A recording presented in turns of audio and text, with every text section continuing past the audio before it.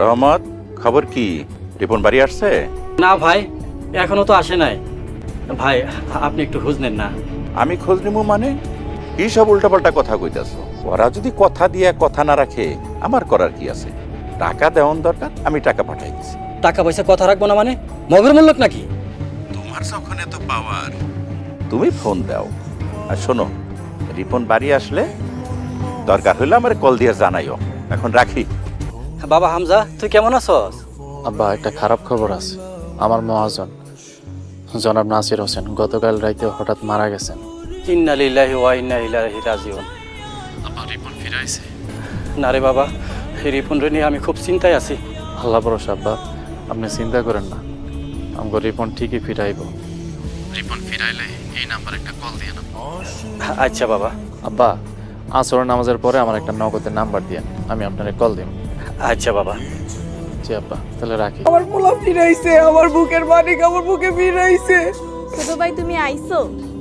বাবা রে, তোরে দেখে আমার কলিজাটা জোড়ায় গেছে। তুই কেমন আছিস বাপ? আপনাকে দেখে আমার সব কষ্ট দূরে গেছে আম্মা। আম্মা, তুই কেমন আছো আম্মা? আমি তো তোর শোকে প্রায় মরতে হয়েছিলাম বাজান। বাজান, তোর এই অবস্থা কেন? আম্মা, ওর আমারে খুব মারছে, যেমনে মারে তেমনে মারছে, মনের মতো করে মারছে। আমার বাম্পায় অনেক ব্যথা আম্মা। চাচা, চাচি, ওরা ভিতরে নিয়ে যান, যাই কিছু খাইতে দেন, আর শরীর খুব দুর্বল মনে হইতেছে। চল বাজান, ঘরে চল।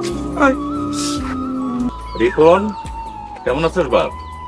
কেমন আছি সেটা তো আপনি নিজেই জানেন। রিপন, তুমি কি ডক্টর দেখিয়েছিলে? তোমার ফুল বডি চেক আপ করা দরকার। মাগো, আমরা তো নিঃস্ব হয়ে গেছি। কালকে হামজা টাকা না পাঠালে তো আমাকে কপালে খাবারই চড়তো না। অনেক আশা করে আমার পোলার এক জালেমের হাতে তুলে দিছিলাম। জালেম আমাকে জীবনটা নষ্ট করে দিছে, আমার পোলার জীবনটা নষ্ট করে দিছে, এই সংসারটা ধ্বংস করে দিছে। কাকি, আপনি কার কথা বলছেন? কার কথা কইতাছি তুমি তোমার বাপরেই জীবন, উনি খুব ভালো করে জানে। আম্মা, তুমি চুপ করো। ভাবি, আপনি মনে হয় জানেন না, রিপন রে ছাড়াবার লাইগা চেয়ারম্যান সাহেব 5 লক্ষ টাকা খরচ করছে। শুনছি, কতটা সত্য উপর আল্লাহ ভালো জানে। কাকি, আপনি কি বলতে চান পরিষ্কার করে বলুন। আমরা কিছু কইতে চাই না, মামলা করব, পুলিশ খুঁজে বাইর করব কে কি করছে। আর আইসা, এত অপমানের পরে এখানে থাকার কোনো মানে আমি দেখি না। চলো বাড়ি যাই। চেয়ারম্যান ভাই, তাদের মাথা ঠিক নাই, আপনি রাগ করেন না। কাকা, অনেক হয়েছে। আমরা আপনার বাড়ির মেহমান, মেহমান কিভাবে অপমান না করলেও পারতেন। রাইসার বাবা, এইখান থেকে চলেন, এইখানে খাড়াই খাড়াই আর অপমান হওয়ার দরকার নাই। চেয়ারম্যান সাহেব, আসলে ওরা রিপন রে মাইরা ভঙ্গ করে ফেলাইছে, তাই ওদের মাথা ঠিক নাই। আপনি কিছু মনে করেন না, আপনি তো আমাকে জন্য অনেক কিছু করছেন।